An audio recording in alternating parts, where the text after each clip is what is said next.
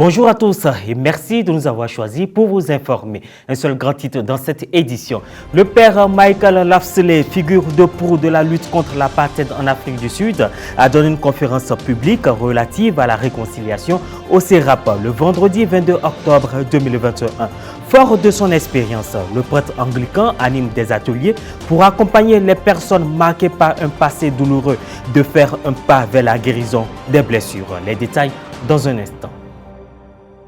Artisan de paix et de réconciliation, de réputation internationale, le père Michael Lapsley, directeur de l'Institut pour la guérison des mémoires, a animé le vendredi 22 octobre 2021 une conférence publique dans le cadre des vendredis du Centre de recherche et d'action pour la paix CERAP. Cette rencontre était aussi une occasion de partage d'expériences, de messages de paix, de pardon et de réconciliation en raison de l'engagement du prêtre anglican contre l'apartheid. Reportage Francis Okoye, Morel Poti. Le père Michael Lapsley, directeur de l'Institut pour la guérison des mémoires, a animé le vendredi 22 octobre 2021 une conférence publique dans le cadre de sa visite en Côte d'Ivoire du 14 au 24 octobre 2021 au Centre de recherche et d'action pour la paix CERAP situé à Cocody-Mermoz.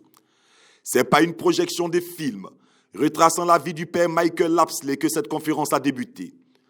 Nombreux ont été les invités à se joindre à cette conférence que sont les pères Bressé Bado, directeur aux études du CERAP, Norbert Éric Abécan, curé de la paroisse Sainte-Famille de la Riviera 2, la ministre de la Solidarité, de la Cohésion sociale et de la lutte contre la pauvreté, Miss Belmont Dogo, des enseignants et des étudiants du CERAP.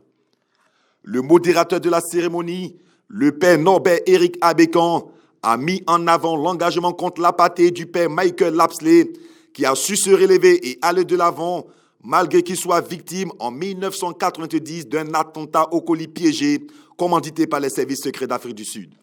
Alors mes chers amis, c'est quand j'ai lu le livre du père Michael, je vois comment il a lutté contre l'apartheid et comment il a reçu cette bombe, il a perdu ses deux membres, ses mains et un œil.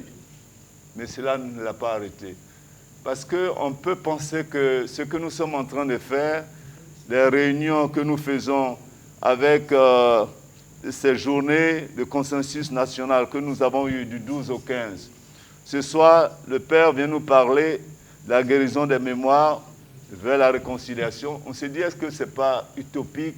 Est-ce que ce n'est pas quelque chose, un fruit d'un idéalisme naïf? Je dis non. Heureusement qu'il y a des hommes qui ne se laissent pas briser. Invité spécial de ce cadre d'échange et de partage, le père Michael Lapsley s'est d'abord réjoui et considère que nous avons tous besoin de la guérison des mémoires.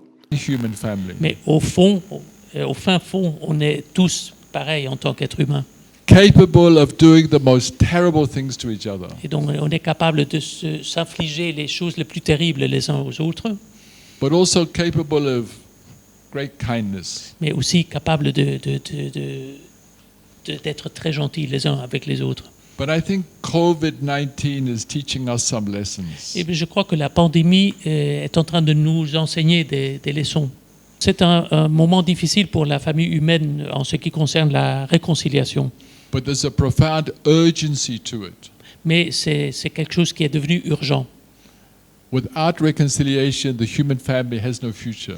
Parce que sans la réconciliation, la famille humaine n'a pas d'avenir. Pour la ministre de la Solidarité, de la Cohésion sociale et de la lutte contre la pauvreté, Miss Belmont Dogo, la réconciliation est surtout de mise parce que la Côte d'Ivoire en a besoin. Je suis ravie d'être là ce soir. Il y a moins de 3 heures, j'ai reçu le père Michael à mon cabinet. Nous avons échangé longuement. J'ai été édifiée par son histoire et je lui ai fait la proposition, j'ai fait la proposition à la délégation qu'il revienne pour parler à la nation. Parce que je suis convaincue que nous devons guérir du passé pour pouvoir vivre le présent et rêver le futur. Durant son séjour organisé par l'Action des chrétiens pour l'abolition de la torture ACAT, il y a eu plusieurs échanges avec les autorités ivoiriennes, la société civile et divers partenaires. Ça a été un plaisir pour moi de prendre part à cette session, à cette conférence avec le père Michael Lapsley Et j'ai retenu plusieurs choses de ces messages forts qu'il a passés.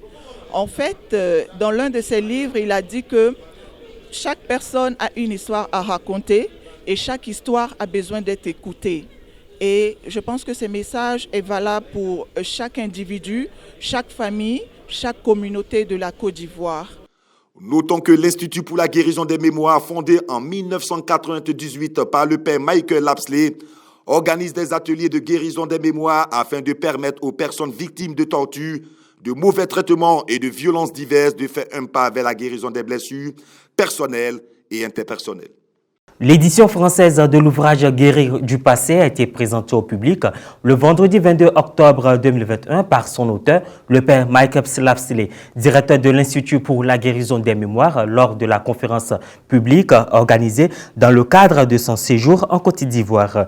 Le père Michael Lapsley, conférencier du jour, a fait la dédicace de son ouvrage intitulé Guérir du passé, du combat pour la liberté au travail pour la paix, co-écrit avec Stéphane Karakashian. Fondateur de l'Institut pour la guérison des mémoires, le père Michael Lapsley a répondu sans détour aux préoccupations des participants. D'où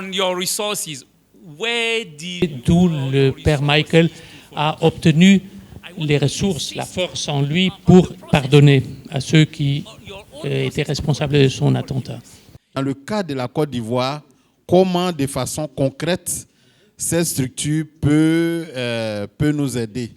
Parce que là, lorsque j'écoute le prêtre, j'ai bien le sentiment que c'est un travail un peu psychologique que cette structure fait. Alors qu'ici, il y a cette équation-là à résoudre, mais il y a aussi le volet réconciliation après la crise. Donc pour moi, ma foi était fondamentale. When the bomb went off, Quand la bombe a explosé, I had a sense that God was with me. j'ai vraiment senti que Dieu était avec moi. Dieu n'est pas intervenu pour dire « il s'agit d'une bombe, ne l'ouvre pas I opened it. ». Donc je l'ai ouverte. Et donc j'ai eu ce sentiment de la présence de Dieu avec moi.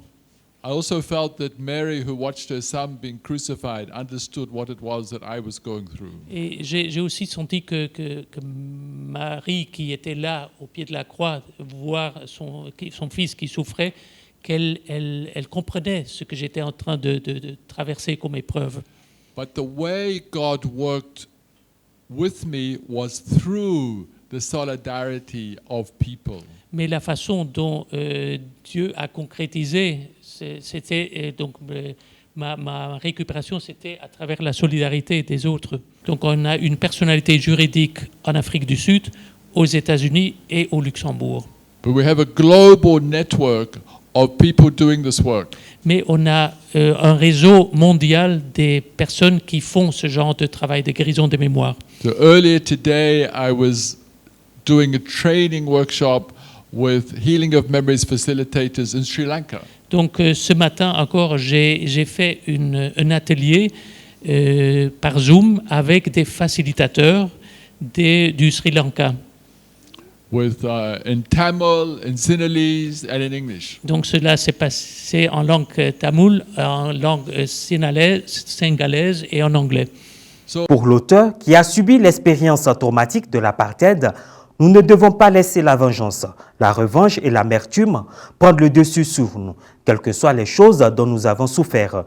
Originaire de la Nouvelle-Zélande, le père Michael Lapsley avait été envoyé en Afrique du Sud en tant que jeune prêtre en 1972 pour y poursuivre ses études universitaires. L'Institut pour la guérison des mémoires, fondé en 1998, s'emploie à soutenir les personnes, les communautés et les nations sur la voie de la guérison. Et voilà, c'est la fin de cette édition. Merci de l'avoir suivi. Merci de votre fidélité à la télévision catholique.